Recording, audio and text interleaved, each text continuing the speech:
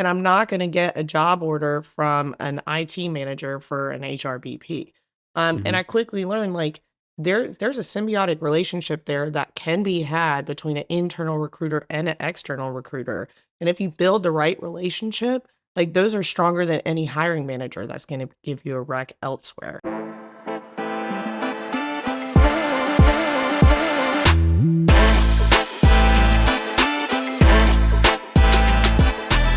Welcome back to another episode of the podcast asking the question that we ask candidates 1,000 times a day, but it's finally time we start asking ourselves, is this still a good time? I'm very excited. I have someone here who, fun note, bought the very first paid copy of my book, which like right away earned you a spot on the podcast. It honestly should have been quicker. But also someone who I think is just a great follow, knows this industry really well. A friend of mine I've gotten to know over the years, Laura Gassman. But before we get started, Laura, I just always have to ask, is this still a good time? It is. I wish I had more of my voice, but yes, it's still a good time. Yeah, we are going to have the wonderful Purple Acorn team making this audio sound wonderful. You were seeing live music, you told me before we got started, and lost your voice. This happened to all of us in Nashville at RecFest. This is the first recording I'm doing since returning from my nonstop travels. A lot of us lost our voice in Nashville. We fell in love with a wonderful musician named Monty. Monty, if you're listening, we all love you. You're not listening. What am I doing? It is not a good time for Monty. It's not a good time for Monty. Monty, if you don't know Monty, she's a very famous social media influencer. Do you know who Monty is? Wait, is she a redhead? The redhead with the nose piercing? Yes. She also leads a punk band.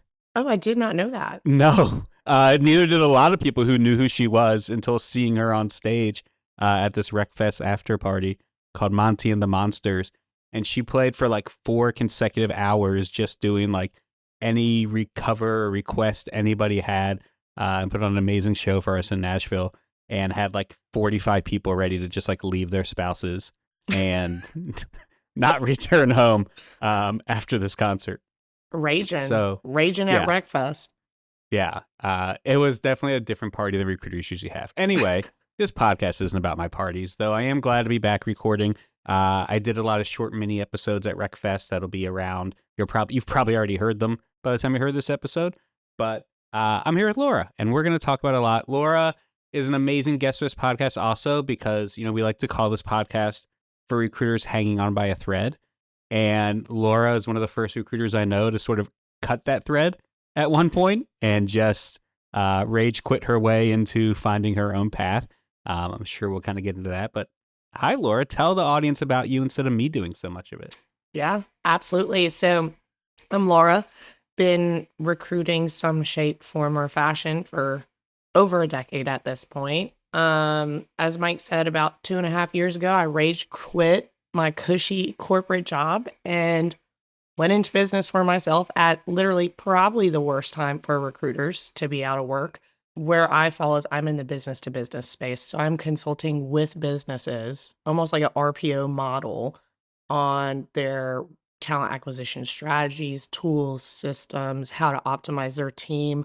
And that's kind of where I fall. Every Wednesday I post pictures of my dogs and on LinkedIn. That's the most consistent I am with posting. And yeah, I don't know. What do you want to know? I'm so bad about talking about myself. I think that's like a recruiter thing. Yeah, we're just used to asking people a whole bunch of other questions instead. Well, let's get into it because I'm actually really excited. In typical me planning, about 15 minutes before the episode started, I sent Laura a message. It was like, we haven't talked about what you want to talk about today. But I lead every episode with what I call the recruiting breakdown because recruiters are all on the verge of a breakdown 24/7. And she had an amazing insight and piece of input that I think ties to a lot of what we talk about in the newsletter and on previous episodes. And right in this world where like recruiters are being pushed out of the door, but will still need to exist and are sort of aging out of this and finding their own things to do beyond recruiting because they know they can't rely on it anymore. We have essentially been left at the spot where there are no upcoming or new recruiters in this industry anymore. I mean, it's wild. And you look at the recruiters that have been in the industry for 2 to 3 years, right? They Hmm. they were hired on in the COVID pandemic, like right afterwards when there was an upswing of needing recruiters.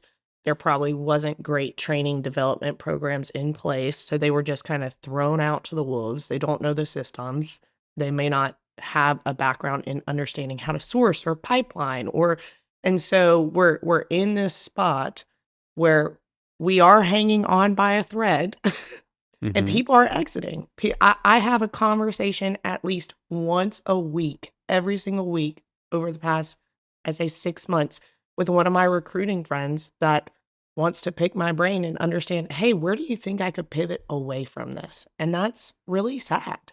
Yeah, it is. And it's funny because recruiters are leaving because they're sort of being forced to, or just not finding the joy that used to be there. It's funny because I was at a dinner at RecFest with a couple, there was probably 20 people at this dinner. A lot of them I knew. And I was like, a year ago at RecFest, myself, someone else at this table, or at least several people were recruiting somewhere. Two of us were like directors of talent at a startup at RecFest 2024. And at this table now, of these 20 people, maybe half of them were working for themselves now or had pivoted into some sort of new direction. And, looking around, I was like, how many people at this table next year are going to be in the same boat? And in 2 years, is anyone at this table going to be directly recruiting? And who's replacing them? Because I know it's not just going to be the CEOs handling this all forever, even though they think they can do it right now. Well, and it's a lot of companies are spending a lot of money on these magical tools that can do what a recruiter does, right? Hmm. And so I feel like also they're spending a high amount of budget. They're being told this can replace your team. In some situations, like maybe there's certain aspects of what a recruiter does on a daily basis that a tool can replace some of that, but you can't replace building a relationship, is what I'm always going to go back to. But companies are spending a ton of money on these tools. And so I think they are pushing out their staff as well because where's the money for the actual people? Where's the money for the team? Like these tools are supposed to replace us, but are they? Are they really? So now we have Joe Schmo CEO that can do it all. Yeah. And they're not. Right. I pride myself. I know you pride yourself on like staying involved with all these things as well. And I have spent the last 2 months traveling a ton and going to every conference and festival and talking to every vendor. And trust me, none of these tools are replacing recruiters right now. Um, are they good? Are there features? Absolutely. Have I seen some that are really good and going to work really well with people who are good at hiring? Like 100%. But they also all rely on somebody who knows what they're doing running these systems and working on these things, right? They're not good decision makers. They're not good mediators. They certainly don't know how to handle, someone who's constantly kind of changing their mind or doesn't know what they're doing.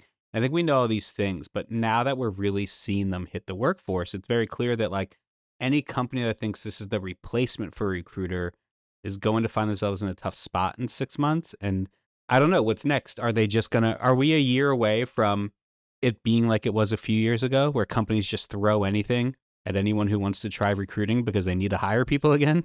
So I think maybe we could get to that point, and what that point may look like is XYZ company invested a ton of money into this tool that was supposed to replace a recruiter.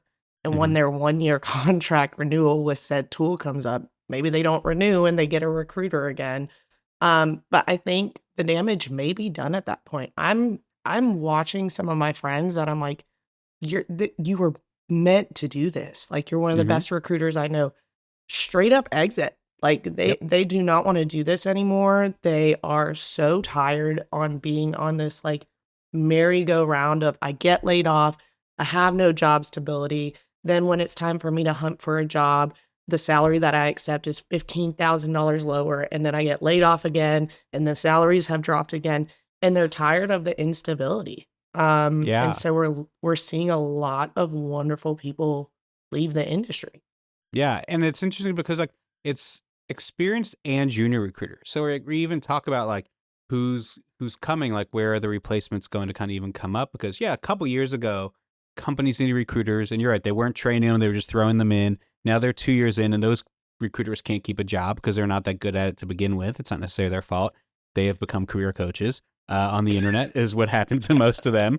Right. And the experienced recruiters are moving along to whatever else. Yeah. And it is going to be interesting. And I don't think this is only sold to recruiting. I think we're seeing this in everything, right? There's going to be no mid-level software engineers in a couple of years. There's going to be no mid-level anything in a couple of years. Like there's just going to be like, extremely experienced and people who've never done it before that are willing to try now. Well, it's like when things get tight, when companies need to cut costs, they're going to cut costs in recruiting, and they're going to cut costs in the learning and development and training programs. They're just going to hire for experienced individuals to come in and do the work rather than home growing them. And that's where we're going to see the gap. I think, if everybody talks about all these predictions, this is where it's going. But if you look at the up and down of recruiting, I think RPO staffing firms is going to be where a lot of companies just start to turn.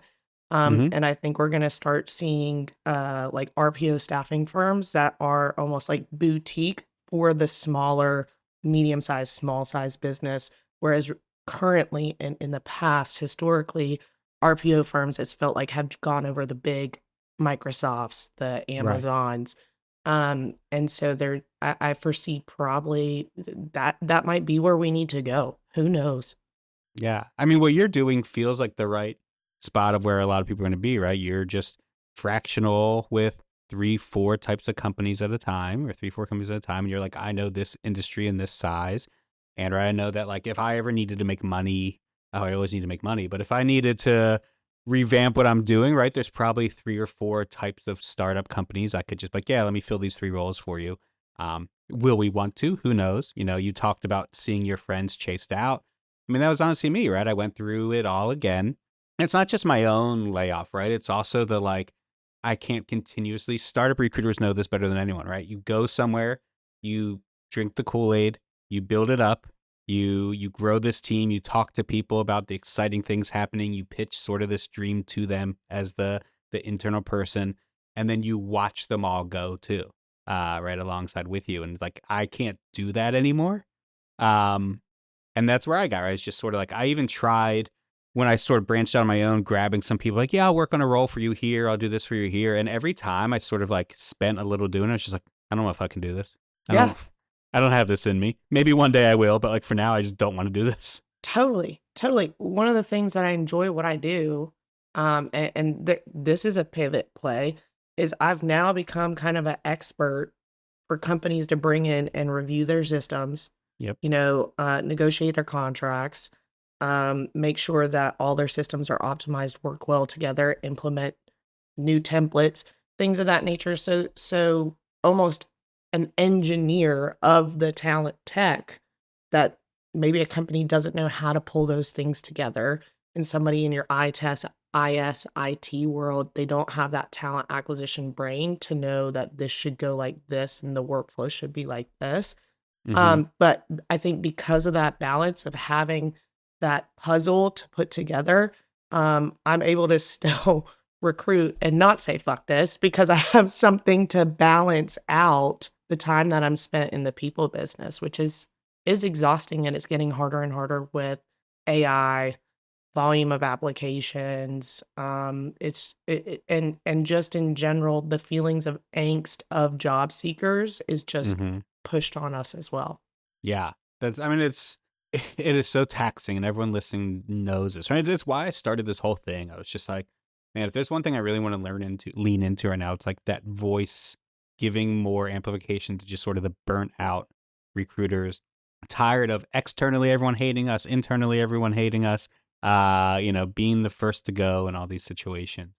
This got on a different path even than I think we're even started, but I think it all sort of ties together. And I do think it's going to be interesting what happens in, I get asked, I'm sure you do too, like, when's it going to get better? Like, what's the turn? Like, I don't know. Like, I think this isn't the norm forever. I don't think we're ever getting back to what 2020 looked like or anything like that.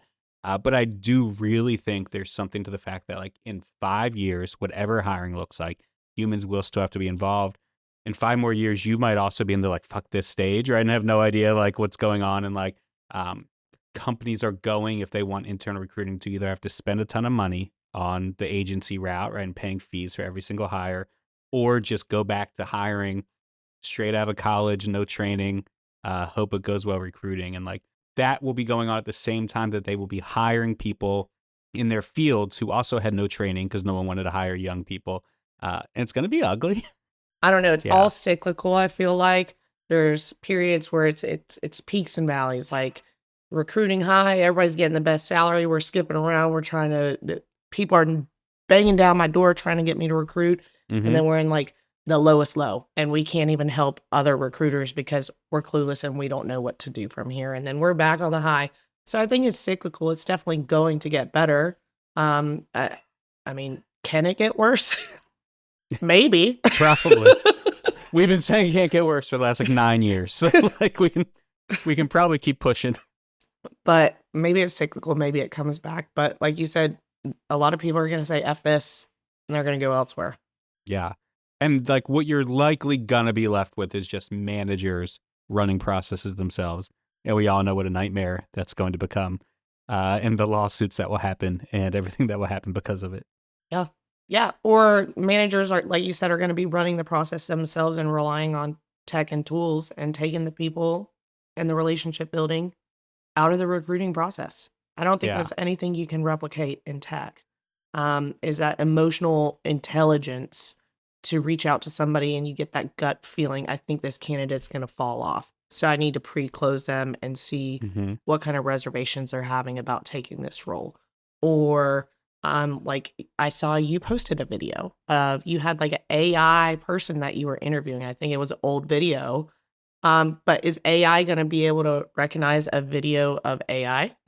Yeah, absolutely not. So humans are indispensable. We've got to have some human touches in there. And the last thing you want to do is build a relationship with a burnt out recruiter. That's going to give a horrible, horrible process. Yeah, it's like that's the story I kept hearing at RecFest, right? Just like everyone I talked to, just like on the verge, right? The Yeah. ones who are still working, whatever, and just kind of like, does anyone see this coming outside of recruiting, right? Is anyone paying attention? Because we're the first person that your company, like Yeah. we're the face, like it or not, right? We're the first ones out there. What we're seeing, and like we've all had those interviews with people who just like didn't want to be there anymore and weren't doing it anymore, and we're seeing more and more of it.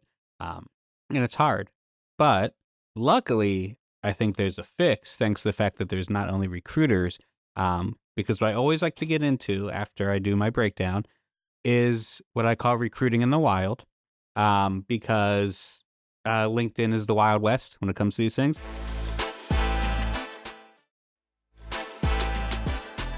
You used to be much more active on LinkedIn. I think you are someone like a few other guests I've had who sort of just like have been chased more into the shadows of like, let me do my job and I don't want to be around all of this nonsense on here. And I respect that. And I wish I could stay away in that way. But there's a post I read a week ago and commented on. You might have come across it. But it turns out that there is a huge difference, according to this post I read, between recruiting and headhunting. And I'm curious your thoughts.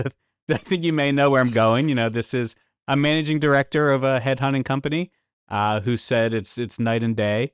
All a recruiter does is post job online and wait. They filter applications and forward resumes and hope something sticks. A headhunter doesn't wait. They go and get it. They get on the phone. They map out the market. They identify the right people. Then they stay on until the role is filled. They don't just hope. They hunt. Recruiters fill a vacancy, but headhunters will build your team. So I'm curious, are you a recruiter or a headhunter?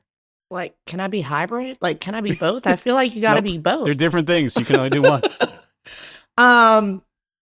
First off, like, I hate the term headhunter. Like, I will hunt your head. Like, that is so unnecessarily aggressive. Like, can we not?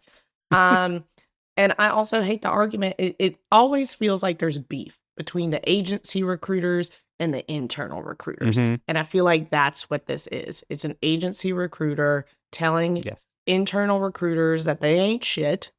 And agency recruiters are the best. I don't like it. There's always going to be this beef. Yes, that's how I started my career. Yeah, me too. So, But I was taught that. I was taught as an agency recruiter that like internal recruiters suck and to like batch them to candidates. I don't know if you were taught that. I worked for a very like aggressive agency early in my career. Took a oh, while to like train it out of me. yeah, so I was kind of the same way. When you're an agency, like your boss is always like, don't call HR. You're not going to get job orders from HR. Cause I was full Hmm. desk. I was hunting and I was filling. Yeah. But then I got later in my career and I was working for a boutique agency and I was specializing in HR placements. And I'm not going to get a job order from an IT manager for an HR BP. And Hmm. I quickly learned like there's a symbiotic relationship there that can be had between an internal recruiter and an external recruiter. And if you build the right relationship, like those are stronger than any hiring manager that's going to give you a rec elsewhere. But hunter versus like I can be both. I want to work smarter, not harder. So I'm Yeah. gonna post a role and wait for applications to come in if it's not a high priority role. And my high priority role is the role that I'm gonna hunt and source and fill. It's about balance and you can't do it all. And so I rather do both. And also to me, like they both just mean recruiter. Like I think that's always the funny thing when I hear people talk about them different. Like it's almost like saying like talent acquisition is different than recruiting, right? It's just kind of like no, it's all the same job, just use people to use different words. And people always show up in my comments on like TikTok and will say that like you need a headhunter, not a recruiter. A headhunter is who you pay to go and get a job for you. I'm like, that's a scam artist, is who you're describing. Like Correct. that's not what a headhunter is. Um, so it's like funny that just like for some reason the term headhunter has come to mean like something better than recruiting, like something just like next level up to so many people for some It, reason. it's like it's bizarre though because he was like, headhunters aren't scared to pick up the phone. Well, yeah, a headhunter they're usually trying to bring in business and they're trying to fill roles. So Hmm. that's probably the difference between external and internal. Internal, I don't have to hunt for business. My company is going to give me jobs to fill. External, I got to hunt for business in addition to fill. But at the same time, like the year is 2025. When's the last time you reached out to a candidate and you didn't have a pre-scheduled call and they picked up the phone? Like Right. I screen my calls. If you're Hmm. not saved in my phone, I'm not answering. Yeah. I couldn't even imagine working at an agency now and trying to just like cold call candidates and like see. That's what I used to do, right? You open up Bullhorn and you just go through all your old people and call them all up. And you would get 30-40% on the phone. And this wasn't that long ago. This feels like it was 100 years ago, but it Yep. wasn't that long ago. I assume everything now is email, LinkedIn message in the agency world because nobody's answering that cold call. Like, unless you are a company that your work staff is in person, like, do companies even have directories for you to like call in and then try to hit a number so you can connect with Joe Schmo over here? Like, do they even have directories for somebody to hit the phone with? Yeah, no, absolutely not. I'm like thinking through both like trying to find candidates and like clients for that. And yeah, it was just such a different world of just calling the main office and like try and find your way through. It's the same idea with the advice for candidates to send a thank you email now, like or a thank you note or send a handwritten thank you note. Like to who? Like just like their home I would address? be supremely creeped out if somebody sent me a handwritten thank you note. Like, I would be creeped out if some stranger that I've only talked to once sent me to my house. Mm-hmm. That's next level creepy. Yeah. Yeah, when they get your home address, it's different. I had candidates like buy my personal phone number and text me a lot, and I always hated that. But I was like, that's also I've made myself known on the internet, so it's not hard to find my information, I suppose. Um, yeah, this post it had a lot of activity, had a lot of like tons of people agreeing with it, probably mostly from agencies. Uh, I had to get in with a few comments, including just saying that like I spent years of my career with the title lead recruiter, and my managers used to get furious at me because I refused to call anyone since my title wasn't lead headhunter. I just would not source. Uh, and also just that my favorite part is how it's totally made up, but written with such confidence, as if this was like a real Webster's definition of the two words being explained to us. It's just wild. Just because I don't work at an agency doesn't mean I can't do a market analysis, source, find talent. It's just bizarre. It's Yeah. bizarre. So, like a wonderful example at one of my previous employer, we had a really, really niche role to fill. It was literally creating tablets, like bizarre, like almost pharmaceutical world. It was such a difficult role to fill. And so what I found out is in Memphis, Tennessee, there is a Hershey's factory that makes all of the icebreaker candies in the entire world. And that's what a headhunter slash recruiter slash does. I was internal. I did the research. I found a pipeline and Mm-hmm. I proactively recruited. You can be both. Like a good recruiter, a good headhunter, they're the same thing. Yeah. And anyone who does any internal recruiting knows that as much as you're not allowed to say it on the internet, as much as job seekers don't like it, waiting internally for just the applicant to come is not working out all that often or making things move quickly in this market where everyone is just AI mass applying to every job. Like, trust us, headhunters out there who don't know what internal recruiters are doing. They're sourcing and they're going to find people. I promise you. Yeah, like we're just handing you a role that's low hanging fruit because we have 50 other things to do. Yeah. Like that's why we're outsourcing to y'all because we are understaffed and Yes. under resourced. It's not because we don't know how to do your job. Yeah. Yeah. And working together is always going to be better for you anyway, right? Yeah. Like you alluded to in the beginning, if your role out there as an agency is trying to like circumvent the internal team, if it's a good internal team, that's not going to go well for you. Right. You know, you probably just like I did when I was at companies, like when it was time for agency time, I had a lot of say on sort of which ones it was. And it was the ones that sort of had that respectful and good relationship where I knew we were going to work well and not feel like my job was on the line if I didn't beat them because they were trying to turn into a competition. Totally. I mean, if you have the right relationship with an internal recruiter or the wrong relationship, it can ruin it for the rest of your company. I've blacklisted entire companies' email addresses because of their aggressive approaches after being told exactly what our process is. And so it can be good for you, it can be bad for you, but like recruiting is a relationship driven business. So Mm-hmm. why are you trying to alienate a recruiter because you're a headhunter, knowing that you may have to form a relationship in the future in order to be successful there? Yeah. I had somebody a while ago reach out to me, and it was like the pitch on this person was like, "Oh, I know someone great for this role you'd have open. Would you like an intro to them?" I was just like, "Yeah, like I love to talk to this person." And like, "Oh, great, my fee for that is like 25%." I was like, "Oh, like we're not using agencies. Oh, so you don't want to talk to a great candidate?" I was like, "That's not what I said. What I said is that like this isn't open to pay a 25% fee for a great candidate. If they'd like to talk to me, I'm happy to talk to them." Um, and then they're like, and then they went quiet. And then they emailed like the director of operations at my company. I was like, "Hey, I've been talking to Mike about opening up to an agency for this role, or you who would handle the contracts." So we can get it. It was just like, do you think that would like, what did you think was going to happen in this process? I would just get tricked into interviewing and hiring them and paying you money. Yeah, especially without having a sign, you're going to trick me into signing an agreement, like Yeah. because that's how you're going to Um, bill me. yeah. The wild west of this world. But since we're telling stories, I always love to ask everybody. I think, right, we all know recruiting can be a nightmare. We all have our recruiting nightmare stories. My favorite thing as I've been doing this is every time someone, with the exception of once, every time someone has told a story where like me and every listener is just like, "Oh, yep, happened exactly like this where I was too." So I'm curious, what is your recruiting nightmare story? I have so many, so We many. all do. I think the biggest nightmares are when you believe that your process is impeccable, your hiring managers Hmm. are trained, they know what they're supposed to do. You've created this beautiful scorecard with questions already picked out that they need to use. What could go wrong? And so I think the biggest nightmares are when the hiring manager just does something out of this worldly, just what happened here? So I'll give an example. I had a candidate set up for a final round interview for a territory sales position. So they were going to have to be out in the field.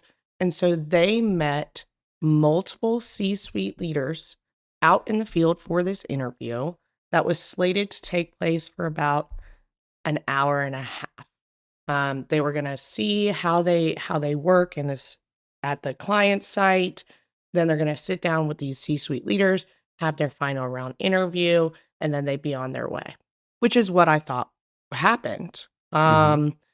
A week later, I got an email from the candidate that said, "Hey, Laura, I wasn't sure who to reach out to, but I just felt that my interaction with you was highly professional. So I wanted to inform you on how my final interview went." At which point, this candidate informed me that the interview wasn't an hour and a half. The interview length of time that they were spending with these leaders, it was like a total of 6 hours, in which these leaders had this candidate not just chauffeur them from client site to client site all day, but also in the car was the dog of this CEO. And it's just like, what happened here? What is going on behind the scenes? And it's like it almost gives you those trust issues. So I think that's my biggest nightmare is just you don't know what you don't know until somebody tells you and you're like, how did this happen? How did this What were happen? these executives telling you like after the interview about feedback or how it went? Was it just like didn't mention any of this? They didn't mention any of this. And so like a week later, it comes out into light. I had to call the candidate. I like apologized to her. I ended up sending her like a gift card. It was just a hot mess. And those are like the final straw things Mm-hmm. that happen. And you're like, I am hanging on by a thread right now because that was Yeah. not on my bingo card. Like Yeah. you were a chauffeur for your final interview and the CEO brought the dog in your car. It like, what a mess.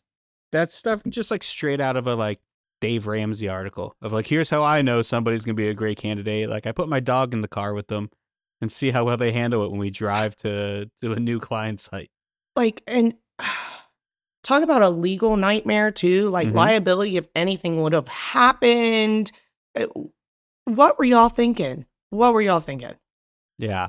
I do love a manager who takes over a process, changes everything without telling anyone. Like typically it's more along the lines of right at a VP who would always do things just like on the spot, decide something else like he needed from a candidate, which is always fun, right? Just like, oh, how things go with that candidate. Like, oh, pretty good. They're gonna send me this assignment I gave them where they have to like find 15 prospects and send me the email that they sent to them and see if they could get any calls set up for our AE to talk to them because I wasn't sure how good they are prospecting. And I was just like, we're never going to hear from that person again, right? Like, that's the end of that candidate.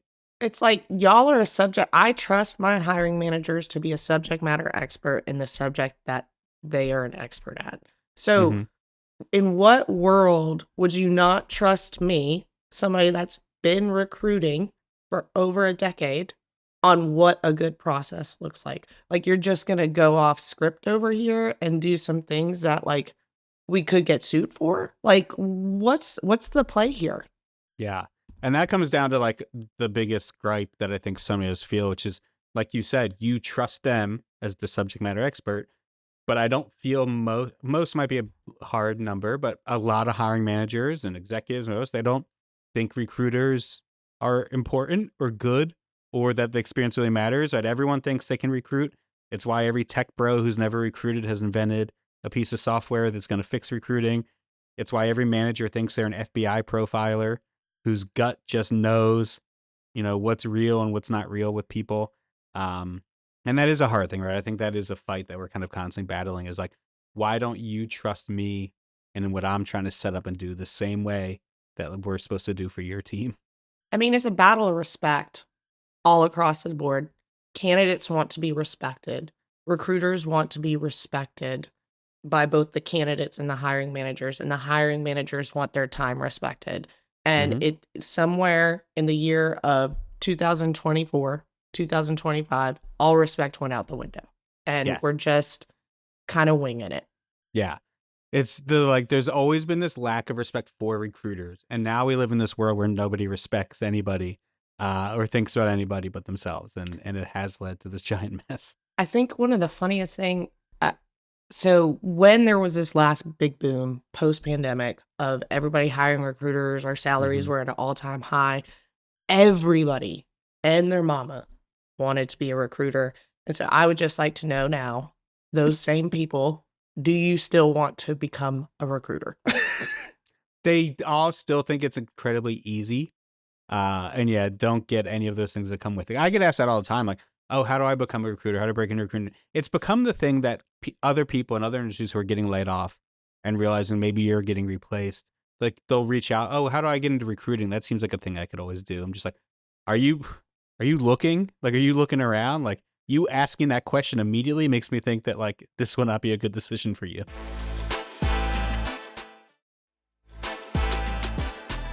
Recruiting is not easy, but it's really easy to be a bad recruiter. And so that's why candidates can't stand us right now. Mm-hmm. And that's why we're gonna have that shortage of talent, just to bring it right back to where we Yeah, started. right back to the beginning. I mean, there was zero bar to entry to be a recruiter. Technically, it still really is because anybody could just say, Yeah. I'm now a recruiter and try and sign a client to fill a role for them. So like, yeah. And it turns out there is good training for stuff like this and bad training, just like job interviewers. I think candidates are shocked, or most people are shocked to find out that like the average person has never had any training in how to actually conduct a job interview, right? They're just like, I've been interviewed a bunch in my life and now I'm in charge of interviewing. So I'll do what people did when I was interviewing. It's like, yeah, but you know that everyone was bad at it, right? Lack of training was a whole new topic, but also like my biggest thing that I'm like, this is the thing in the corporate world that nobody's talking about. That just like nobody's actually been trained to do their job, from like recruiters up to Everywhere. managers up to anybody else. Everywhere. There's a huge, huge gap in training. And I think a lot of companies just threw L&D out the window Mm-hmm. in the pandemic to cut costs, and we haven't really seen it return. So it's a major issue for entry level talent because there's not many companies out there that are providing the training necessary to even get to the mid level.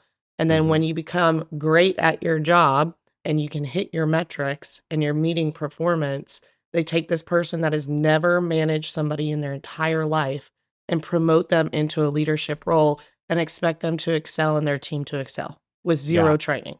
Yeah. I feel terrible for those managers. I mean, that's something we talk about a lot. And there's some really great people out there, like Ashley Hurd of Manager Method, who like really works on managers and being more trained for that. But it's just companies aren't investing in that the same way. I don't know her business at all, but I would guess business was better for her in that manager training a few years ago than compared to today because of that L&D budget.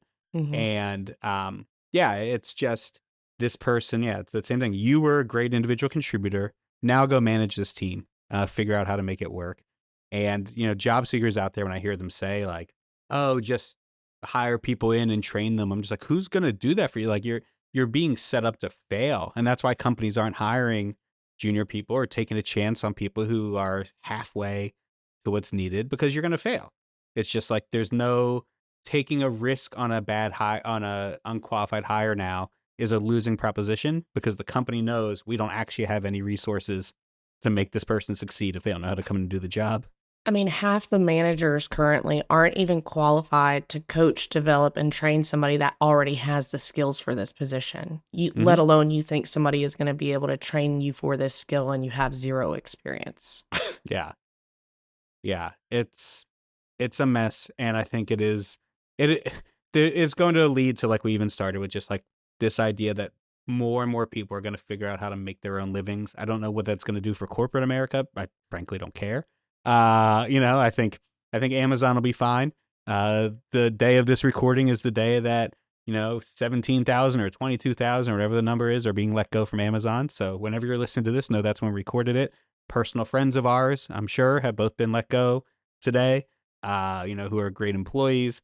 And I'm sure Amazon will be fine, but I encourage and hope all those people find a way to figure out their own path to take. Last thing I want to get into, where I always run long because I think all these topics are so interesting, and right, and just like, and that's honestly the thing I love about this podcast is it's just like, I just want someone on every week and let's just talk about this industry and what's going on. Like, I was like, this is not the podcast to teach people how to make your pipeline 15% more efficient, right? This is the one where we're just going to talk about recruiting and It's a what's bitch actually like. fest. Like, I'm here for it. Let's let Yeah, it like, all off our chest. I want people to walk away with like some takeaways and some thoughts and want to be able to get better, but like, you don't need another fucking tip. Like, you just need to learn how to cope, which is why the end of this episode and all my episodes in the newsletter is called the Cope and Community section. For me personally, what I've been doing the last few months. Like the last year, I've decided that like I need people face to face. I need that interaction. I need to actually know people in the industry and build all that up. But things are different for everyone. But in a time when everyone hates recruiters and we're struggling to hang on, and we are, like I said, sort of internally, externally, maybe the least respected, least liked, whatever might be around. How do you cope with it? Right, we still show up every day. Like, how do you build your community and cope with what it's like? Oh, goodness. Well, I think building community and coping are 2 separate things for me. Sure. I definitely have my community of people that I call when I'm losing it, hanging on by a thread, might rage quit from my Mm-hmm. own business. So I have those people in my community. But I think for me, the coping, I've let off a lot on social media. I was on TikTok for a while, then I was out of there. I made my Mm-hmm. first viral post and I was like, this is too much. People are not nice. My blood pressure, like I am getting upset about imaginary people right now that I Mm-hmm. don't even know. I've laid off the LinkedIn a bit, dissociated from that. I just found myself getting really upset about stuff on the internet. And so one of my goals last year actually was I wanted to spend less time on social media because it was impacting my mental health really badly, especially during the election year, like real bad. But I didn't know how to measure that. So I started reading for pleasure again. And I Mm-hmm. saw this really cool quote the other day, and it's you can only live one life, but through reading, you can live 1,000 lives. And so my favorite thing to do for cope is I disassociate. I wanna Yeah. step into another fantasy world that is not mine so that I can enjoy their world for a bit, and then I'll step back into my reality and handle it. But I am trying to remove myself from situations, which ironically is the opposite, I think, of community. Sure. Um, but that's also fair. Because I also think like you still preach your community. I mean, like you weren't there this year, you had places to go, but like, you're not running away from events or places that people are too. You have that, but it doesn't mean making it your life 24/7. I think like you have to have an outside recruiting community also. Um, Absolutely. and I myself tried to get more into reading as well. I just think that like um it is sort of this time to disassociate. And I talk a ton in my newsletter, especially like when I really dig into some of these like arguments happening on LinkedIn, stuff like that. It's just sort of like, you don't have to do this. You don't have to make that post. You don't have to make that comment. I always go back to my favorite quote from The Wire, which is, "You cannot lose if you do not play." Right? It's just like you don't in this world where all of this sucks so bad. It's not your job to like fix it or to make everyone listen and to make every job seeker get it and every headhunter understand that a recruiter can also headhunt. Right. And like, do I take that on too much? Yes. But also sometimes I see like good friends of mine, like Amy Miller, and I tell her all the time, I'm just like, I don't know how you have the fucking energy to just like have your important manager job, but then also just like go for everybody and just like always be there on the internet. Yeah. Like, if that's you and you love it, great. But like, I think a lot of people feel like they need to be taking that time. And well, I have to spend time on LinkedIn because I'm supposed to build my brand, or like your brand doesn't have to be arguing with people on LinkedIn. There are other ways to use that platform well. Yeah, my rule of thumb is you don't have to engage. You do Mm-hmm. not have to. And then I've been asking myself a lot this year, why do I care? Why do I Mm-hmm. care? Why am I gonna let this upset me? If somebody comments on my post and they're some dude commented recently and he was like, I want uh like an analysis on this, that, this, and that on Yeah. what's not working out. And I was like, No. I'll let Amy Miller comment on this because I'm done with this. Yeah. So it's like, why do I care? Like Mm-hmm. this is not real life. I'm gonna go touch grass. I'm gonna read this fantasy novel about dragons, and then I'll come back and I'll actually use a completely separate part of LinkedIn to do my job. I don't even have to have a profile that I post on in order to use LinkedIn to source. So, um, yeah, you got to protect your peace. Everybody protects their peace differently.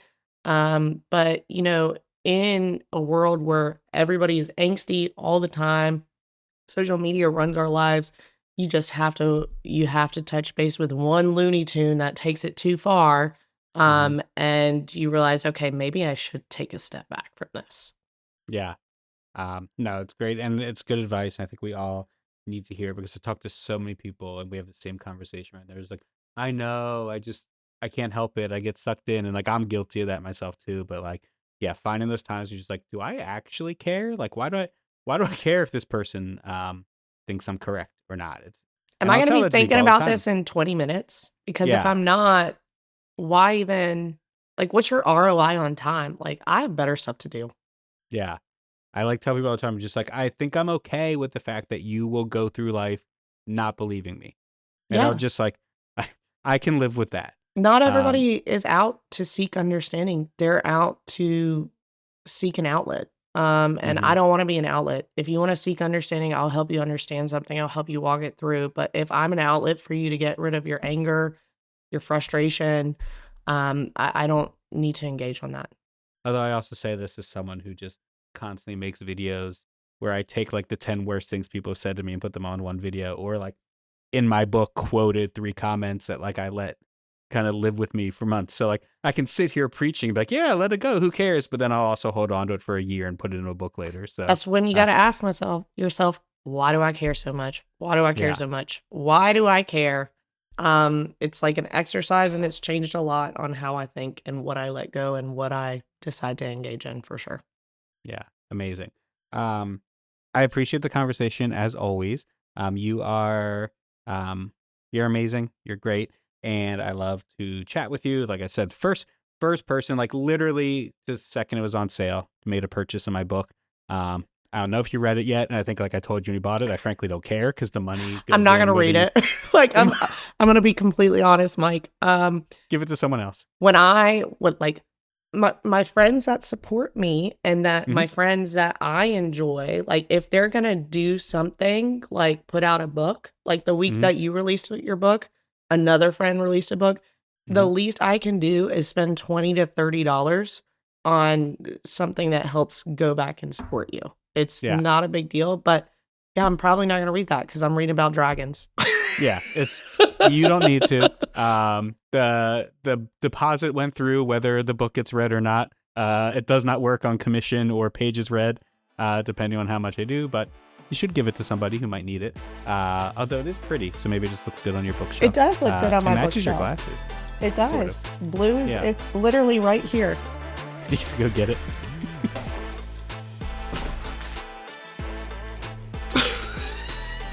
Sounded okay. Yeah, something just dropped. It's right here. But be sure to check out the other Purple Acorn shows. You guys may or may not be hearing a wonderful transition. We'll see how good the production on this and the editing gets. But check out the other Purple Acorn shows. Don't forget to pick up a copy of my book that Laura and I both just destroyed this podcast trying to pull off of our shelves. And otherwise, I'll be in touch by the end of the week. Bye, everybody.